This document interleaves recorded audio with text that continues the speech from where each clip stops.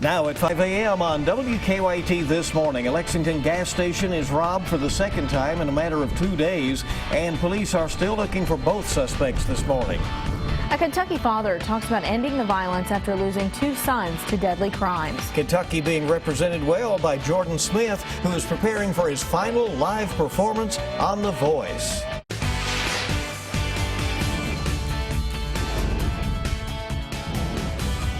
This is WKYT This Morning. Good morning and welcome into you on this Monday morning. I'm Rebecca Smith. I'm Bill Bryant. Here we are, December 14th. Do the math, 11 days now until Christmas. You know, and everybody's talking about the fact that it was just so warm this weekend. It really was. Hard to remind yourself that it's the holiday season, but a lot of folks are out there, nevertheless getting to do their shopping. It's been easy to decorate this year with the warmer weather. Let's check in with Micah. What he called a wall of rain headed our way. Yes, it is. Not only rain, but some winds too, and it's still some mild temperatures outside. I mean, this is a system that you would not expect during winter, more expect towards spring or fall, just due to the fact that it doesn't feel like winter outside, and those winds really gusty. Here comes that line of showers heading in toward Campbellsville here in the next 15 minutes. Marion County, look toward Bradfordsville and also Lebanon, and then you work your way into Springfield, another 15 to 30 minutes, and it moves right in. Temperatures, look at those, 68 in Somerset. We're at 67 in Lexington. We'll actually drop the temperatures through the day. We'll be at 58 later on this afternoon, but it's about those strong winds and those gusty conditions. We'll get into that in just a few minutes. Okay, Micah, thank you. Well, new this morning, we're tracking a crime alert after an early morning robbery at a Lexington gas station. It's the second time in just a matter of 2 days that someone has robbed that speedway on Paris Pike. WKYT's Mark Barber is there. He's joining us now with the latest. Mark? The pumps are open, but the speedway here on Paris Pike is closed this morning as clerks are going over their inventory. We have learned that this is the second time that this gas station has been robbed this week. The latest robbery happened around 1:45 this morning.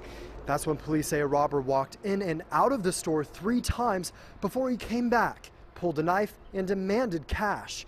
Canines tracked the man to Rogers Road Church, but that's where they lost the scent. The robber is described as a tall black man wearing a white ball cap, black shirt, and jeans.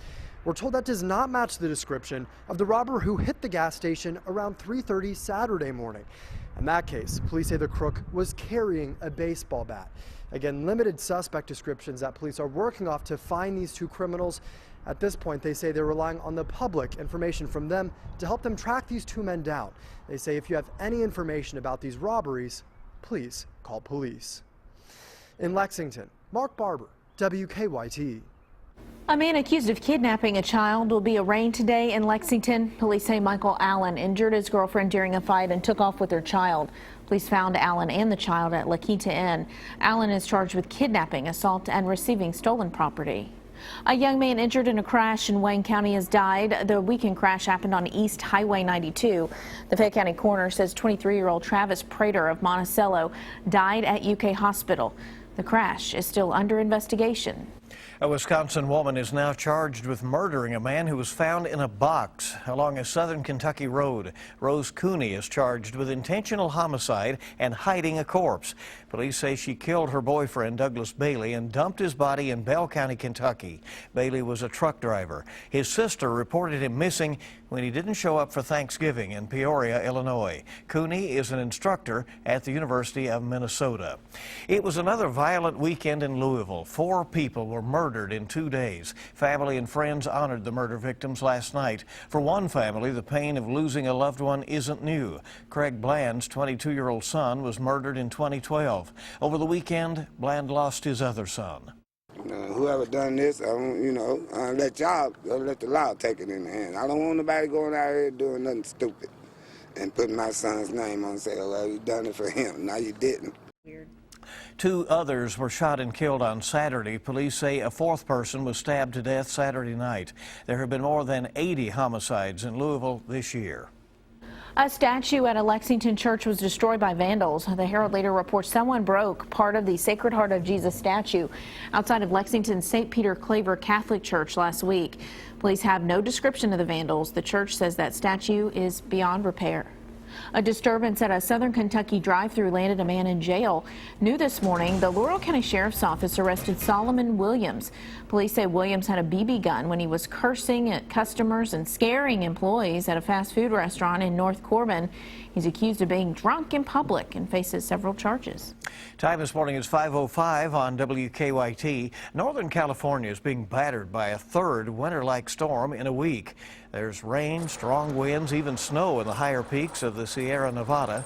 Driving has been treacherous and gusty winds have been delaying arriving and departing flights in the Oakland and San Francisco international airports. Authorities say a black man who was shot and killed by Los Angeles sheriff's deputies over the weekend refused to drop a gun.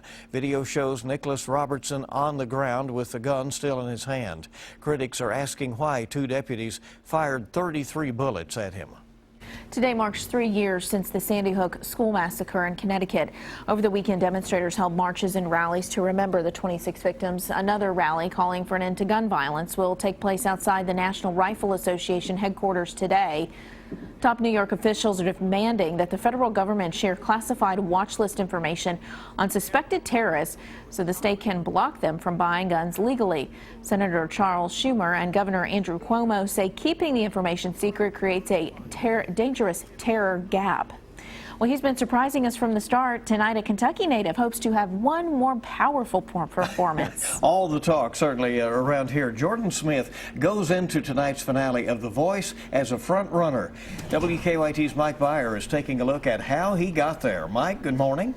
Morning, Bill. The Voice won't crown a champion until Tuesday, but many experts have Kentucky native Jordan Smith as the clear frontrunner to win Season 9. On tonight's live broadcast, Smith will sing 2 songs and compete against Emily Ann Roberts of Knoxville, Jeffrey Austin of Chicago, and Barrett Barber of Fayetteville, Arkansas.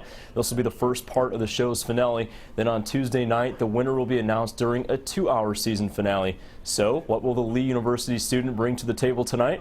Last week, if you remember, in a bid to make the singing competition's Final Four, Smith pulled out another surprise, channeling arguably the greatest singer in rock and roll, Queen's Freddie Mercury, for an electrifying rendition of Somebody to Love.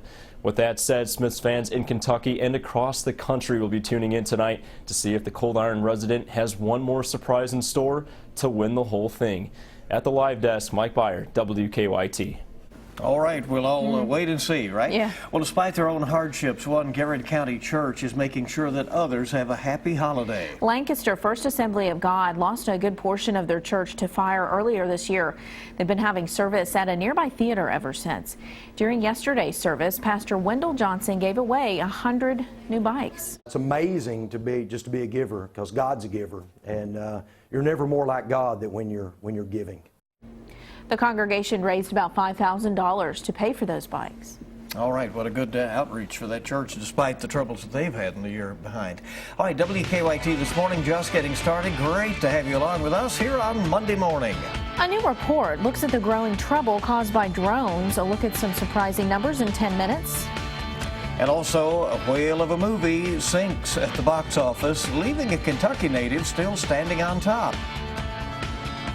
And we have the rain outside this morning. We'll start to see falling temperatures and gusty winds. A lot to talk about in this forecast, and I'll have that in just about 3 minutes.